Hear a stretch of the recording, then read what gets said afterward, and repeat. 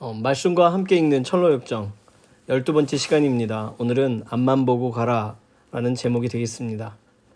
해석자의 집을 나선 크리스찬은 얼마 후에 왕의 대로로 올라가게 되는데요. 왕의 대로는 양쪽으로 담이 둘러져 있습니다. 그 담의 이름은 구원이라고 불려집니다. 무거운 짐을 지고 있었지만 크리스찬은 그 길로 달려서 올라갑니다. 등에 무거운 짐 때문에 올라가는 것이 점점 힘들어지지만 언덕이 있는 곳까지 최선을 다해서 달려갑니다. 왜냐하면 그곳에는 멀리서도 보였지만 십자가가 서 있었고 그 십자가 있는 데까지 달려가고 싶었기 때문이죠. 십자가 가까이 가보니 그 아래쪽으로는 무덤이 입을 벌리고 있었습니다. 크리스찬이 안간힘을 쓰고 십자가 있는 곳으로 올라가는 순간 그의 어깨에 있던 짐이 떨어져 나갑니다. 그리고 그 짐은 무덤의 입구까지 대굴대굴 굴러가서 그 속으로 들어가 버립니다. 이때 크리스찬은 마음으로 크게 기뻐하면서 노래합니다. 크리스찬은 십자가를 보고 또 보며 웁니다. 오늘 내용은 간단하죠. 의미들을 좀 알 필요가 있는데 크리스찬이 지금까지 걸어오던 길에서 다양한 사람들의 설명들을 듣다가 보니까 길을 벗어난 적이 있습니다. 그래서 좁은 문으로 가라 하는 길을 따라갔고 좁은 길을 따라갔습니다. 해석자의 집에 가서는 누구를 따라가야 되는지, 어떤 사람을 피해야 되는지에 대해서 또 무엇을 중시해야 되는지에 대해 좀 정리가 되었습니다. 이제는 다른 것에 신경 쓰지 않고 곧장 가죠. 가다 보니 왕의 대로를 만납니다. 왕의 대로는 양쪽에 담이 있는데 담은 구원이란 담인데 구원의 담의 의미는 순례자들의 안전을 보호하기 위해서였고 특별히 좁은 문을 통과하지 않고 회개하지 않은, 다시 말하면 회개 없이 이렇게 오는 사람들을 차단하기 위해 담을 만들어 놨다는 거예요. 순례의 길에 들어오지 못하도록 하기 위해 높은 담이 쳐져 있는 거죠. 힘들어도 주인공이 왜 십자가 언덕을 계속 올랐을까요? 그리스도를 찾는 것은 힘들지만 계속 찾는다면 결국 그리스도를 만나게 된다, 알게 된다, 그 은혜를 경험하게 된다는 것을 이 존 버니언 목사님이 설명하는 그런 내용입니다.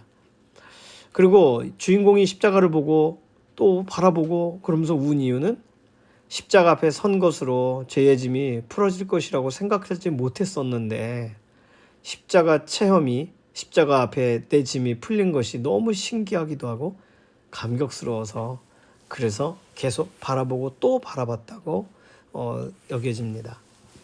정리하면요, 주인공이 바라본 곳은 왕의 대로, 구원의 담, 언덕 위의 십자가.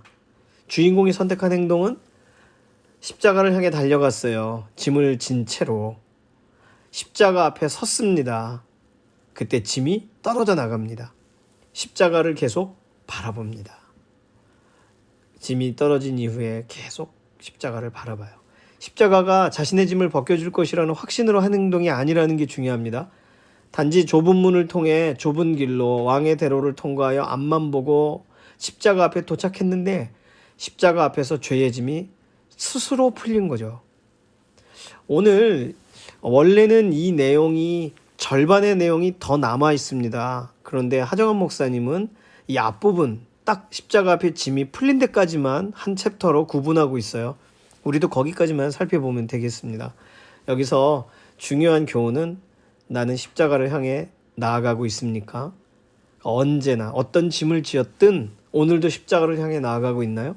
단순히 구원의 문제로 십자가 문제를 해결하는 것이 아니고 십자가가 나에게 가장 1순위인가, 십자가 앞에서부터 오늘 하루를 또 시작하는가, 그것을 우리 자신에게 적용해 봐야 되겠습니다. 두 번째는 나는 십자가 앞에 오늘 다시 서고 있습니까?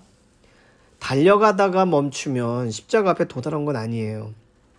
근데 주인공은 십자가 앞까지 달려가서 그 십자가를 가까이에서 보고 어찌 보면 십자가를 만져보기 원했을 수도 있어요. 그때 짐이 탁 풀린 거죠.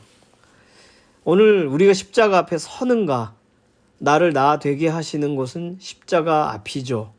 예수님 앞에, 예수님 행하신 대속의 그 완전한 속죄 앞에 설 때에만 내가 누구인지가 확인되어지죠.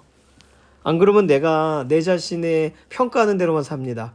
하지만 하나님이 나를 평가하시는 거기서부터 출발해야죠. 오늘 우리는 십자가 앞에 다시 서게 되기를 원합니다. 세 번째, 나는 십자가를 오늘도 바라보고 있는가? 주인공은 십자가를 향해 달려가다가 십자가 앞에서 짐이 풀어지고 그리고 하염없이 십자가를 바라봐요. 그랬다면 십자가가 자신보다 훨씬 키가 크게 있는 십자가를 위로 쳐다본 것이 되죠. 십자가를 바라보는 것, 믿음의 주요 온전케 하시는 이인 예수를 바라보라. 온전케 하시는 분을 의지하는 거 오늘 필요합니다. 같은 행동처럼 보이지만 달라요. 십자가 말은 하고 있지만 아직 십자가를 경험하지 못한 사람이 있을 수 있어요. 경험은 십자가 앞에 설 때에만 가능해요. 십자가를 향해 달려가는 동안에는 불가능해요. 십자가를 향해 달려가는 동안엔 짐 때문에 밀려 넘어질 수 있어요. 그런데 십자가 앞에 서는 그때 십자가의 경험을 하면 그 다음에는 십자가를 계속 바라볼 수밖에 없죠.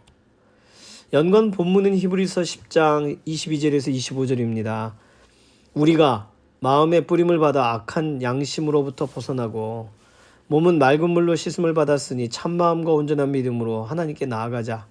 또 약속하신 이는 미쁘시니 신실하시니 우리가 믿는 도리의 소망을 움직이지 말며 굳게 잡고 서로 돌아보아 사랑과 선행을 격려하며 모이기를 패하는 어떤 사람들의 습관과 같이 하지 말고 오직 권하여 그날이 가까움을 볼수록 더욱 그리하자. 우리가 잘 아는 구절입니다. 보세요. 앞부분 22절은 참마음과 온전한 믿음으로 하나님께 나아가자고 권면합니다. 십자가 앞으로 나아가는 거예요. 그런데 우리가 믿는 도리의 소망을 움직이지 말며 굳게 잡고, 이게 뭐죠? 십자가 앞에 서는 거예요. 그러면 그렇게 선 사람은 그날이 가까움을 볼수록, 예수님 재림 가까움을 볼수록 더욱 격려하고 주님을 바라보고 주님을 고대하게 되죠. 오늘 십자가에 대한 내용으로 이 본문도 동일하게 정리가 되겠습니다. 질문 드릴게요. 첫 번째, 악한 양심으로부터 벗어나는 길은 무엇입니까? 여기 뭐 여러 다 써 있지만 결국은 우리가 아는 정답은 한 단어, 십자가죠. 참마음과 온전한 믿음으로 하나님께 나아가는 방법이 무엇입니까? 우리가 마음을 정결케 하고 온전한 제대로 믿으면 되는 거예요?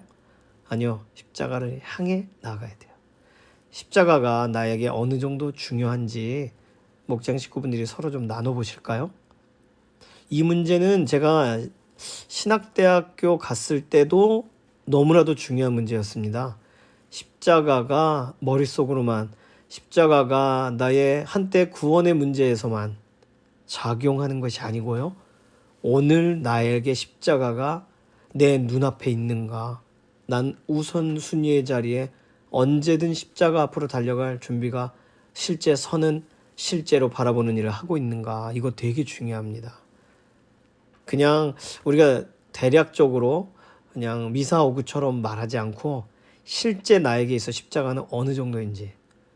아마도 주인공처럼 십자가 보러 갔다가 짐이 떨어지는 그 충격을 경험하지 못한 분이 있을 수 있어요.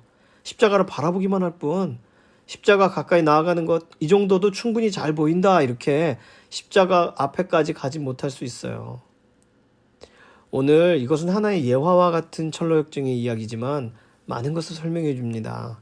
십자가에 대한 묵상 더 깊어지시길 소망합니다. 목장에 속한 동역자들을 위해서 서로 기도해 주시고요.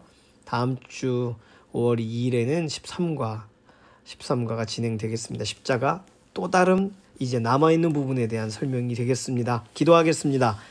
하나님 감사합니다. 오늘 십자가에 대해 다시 한번 생각하게 해주시고 십자가를 향하여 달려가던 삶이, 십자가 앞에 서는 삶이 여전히 그곳에서 눈물을 흘리며 십자가를 끊임없이 바라보는 삶으로 우리의 인생을 인도하여 주시옵소서. 감사드리며 살아계신 예수님의 이름으로 기도드립니다. 아멘. 수고 많으셨습니다. 목장 모임 하시고 목장 보고 꼭 해주시길 바랍니다.